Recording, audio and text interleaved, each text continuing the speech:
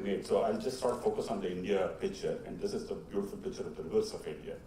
One of the things from independence to now has been the dramatic increase in population, the huge increase in agricultural production, especially with high-yielding variety of wheat and rice, the growth of sugarcane, 5,000 odd dams, we started with 300 odd dams, and the huge demand for water for energy. These have been the causes for what we now face as water shortage in our country. So this beautiful picture looks really good, the rivers don't look as good. And the fundamental challenge before us is to get what's called ecological literacy or water literacy amongst our population, right? A clearer and more precise understanding of the challenges that we face in water and solutions which will emerge through more conversations and discussions. And so within that, I just point out one or two nice things about water and what we are doing. This is a fabulous photograph by Aggrasenti, right in the heart of Delhi, Latvia's Delhi. I think circa 82, the photographs taken, the skyscrapers are there, this young boy is diving into it. And now this is where the body stands, right? So we've saved the skeleton, preserved it as heritage, the soul is lost, the water is gone. And you'll ask, why is the water gone? The water is gone because we pumped a lot of water for our consumption within the city, but also because we built a metro station. And the metro station was 3 stories down, and the metro station should not be flooded, so we pumped the water from the aquifer dry, so that people could use transportation. So transportation and water are linked also in many ways, and this is one way that we link, because we don't think about aquifers when we design transportation systems. So this great call for getting the metro underground, because it's visually bad, has also consequences, and we're going to deal with it and go to learn to live with it.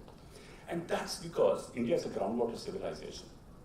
We are extremely dependent on groundwater. 65% of our total water requirement comes from groundwater, and it's an invisible resource. That's the tragedy before us. Because of its invisibility, we don't seem to lack the purpose to deal with it in a meaningful fashion. And it's a series of serendipities which caused this to happen. One of the first hard rock drilling rigs came in the mid-60s during a time of great famine and drought.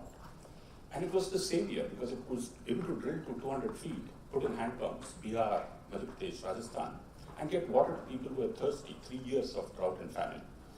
Pretty soon, Indians started to make the rig themselves in Tiruchendur.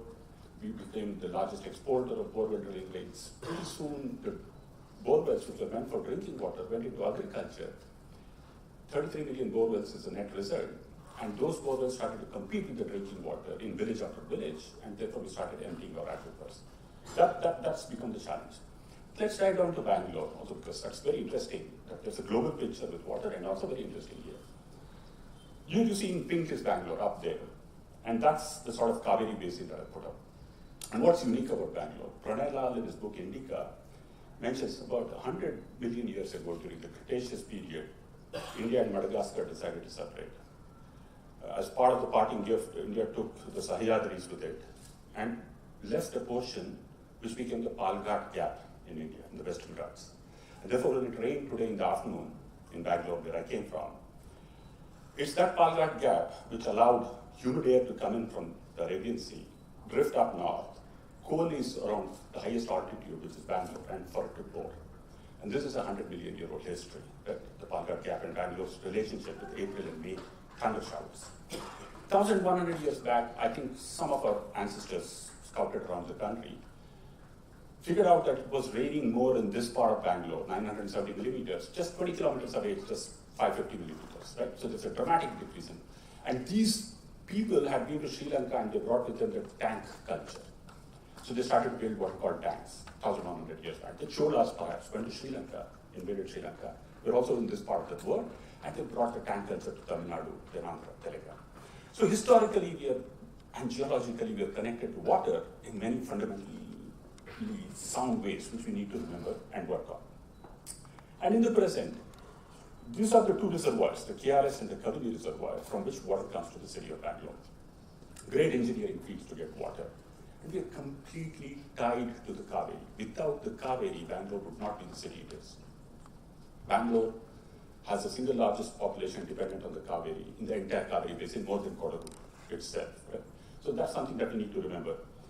And here's what Kaveri is essential for us. We're getting about 1,425 million liters per day now. plus 775 million liters, which is planned.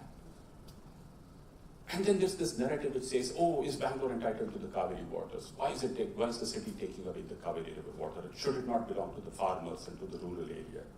But here are the numbers. We just take about 7% of the total allocation to Karnataka, let alone in the entirety, just 7%. We have about 50% of the population of the Kaveri basin in Karnataka. We will take, eventually, about 12%, 11% or 12% of Karnataka's allocation. And after 12% we take, we will return back 80% as wastewater, treated and untreated, hopefully treated wastewater. Net, we will be taking 2 to 3% of Karnataka's allocation of Kaveri waters, with 60% of the population in the river basin in Karnataka. So we don't have to move around with the guilt burden for the Kaveri. But we have to realize our responsibility is not as much to the lakes of Bangalore, which we must protect and preserve, but we must start worrying about the river Kaveri itself and all its tributaries. And therefore, the great compact for water, if we need to draw for sustainability and ecology, has to be local, but has also to be with the river basin. And in that river basin scale, we have to reimagine not actions, but institutions of governance.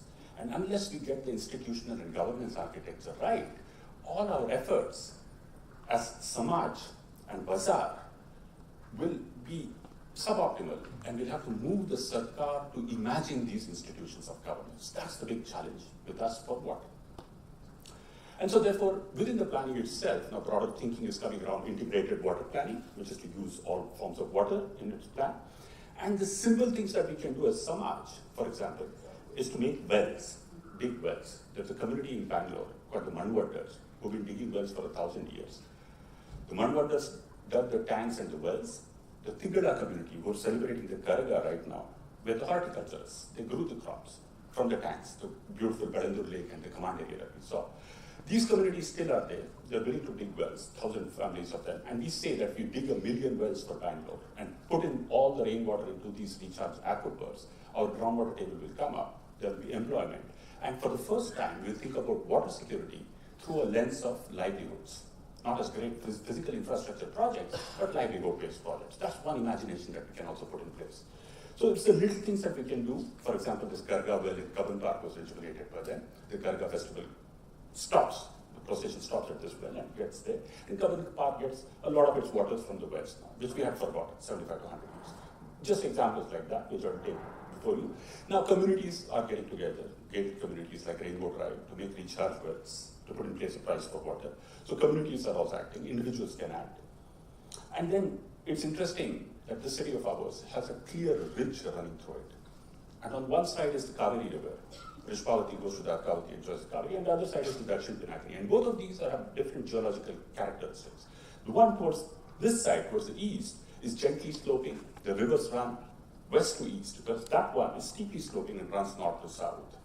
So topographically, geologically, and in terms of water running in tanks and lakes, is both the very interesting challenges in the city of ours because of the ridge. And then, Rani already talked about it, there are groups and groups working on reviving lakes. And I believe that we will revive 200 lakes in the coming 5 to 10 years.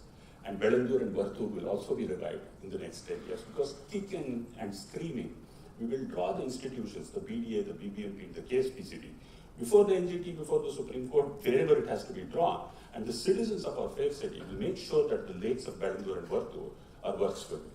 That we will do. And we will have the focus, and we have that attention. But we've already demonstrated in many places what is called integrated urban water management, where treated wastewater is fed into this beautiful lake called Jagpur through a system of wetlands and is providing livelihoods to fishermen. Now, fishermen can be livelihood-based support for keeping lakes clean. We need to have that imagination. Well diggers, fishermen, farmers. Show you some images. That's how Jagpur Lake looks like. It overflows and feeds Rajanhalli Lake also downstream. Bird biodiversity has increased. We need to save our lakes, not because we need drinking water from them. We need to save our lakes for the livelihoods they provide and the ecological biodiversity they provide. Let's not mix up our arguments here. We can't save our lakes for us to drink up all the water from it, right? So, and then the lakes can fill the groundwater, like so, right? And then groundwater can be a supplement to the water that we need. So, then bigger imagination and challenge for Bangalore is as we manage the Kaveri basin, worry about the river, its catchment, sand mining, industrial pollution, domestic pollution, make sure that the tributaries are clean and that the river itself is clean. We'll also think of what we do with our wastewater streams. That's the wastewater stream on the Dakshin Pinakini. Yeah? Belandur Vartu leads up to what's called the Dakshin Pinakini, and it drifts down to Tamil Nadu, goes through Kaveri Pattinam, and then beyond, it joins the sea. This is how it leaves the city. But 8 kilometers downstream, this is how the river looks like near Mugalur, Dakshin Pinakini, right? There's no foam. And here's what farmers are doing. Which side? Okay. So on the banks of the Dakshin Pinakini, farmers dig wells. Yeah? Is it this? There. Yeah, it's there. Okay. And then put pump sets, and then pump the water 6 to 7 kilometers. They blend it with borewell water, 7 kilometers. This lady is pumping the water from the Dakshin Pinakini using a 15 HP pump, right? And then putting it into wells using Israeli technology, drip irrigation technology, netafil, to grow crops, like flowers, non-edible crops. Now, if they're able to imagine wastewater as a vast hinterland which can support livelihoods for farmers, preferably growing non-edible crops, so that it doesn't enter the food chain, then you thought about a city bigger than yourselves. You thought about a drought-prone hinterland, which desperately needs livelihood. Agriculture is under stress. This is a city, for the first time in India, which is actually practically thinking of sending its treated wastewater to Kolar, Chikballapur, Ranikar, and other places. If we do it right, if we do it correctly, we will provide livelihoods to about 50,000 farmers. 24,000 hectares will be under irrigation, like so. Yeah? And these are the kind of crops that are being grown with untreated wastewater. And we can transform wastewater streams from the city, which will continuously increase, to grow mulberry leaves, for example. That's lush mulberry, right? And that's untreated wastewater. The silkworm certify whether the mulberry leaves are good or not, the wastewater is good or not. So there's a bio indicator. The cocoons, which need to be good quality. And then you transform shit to silk.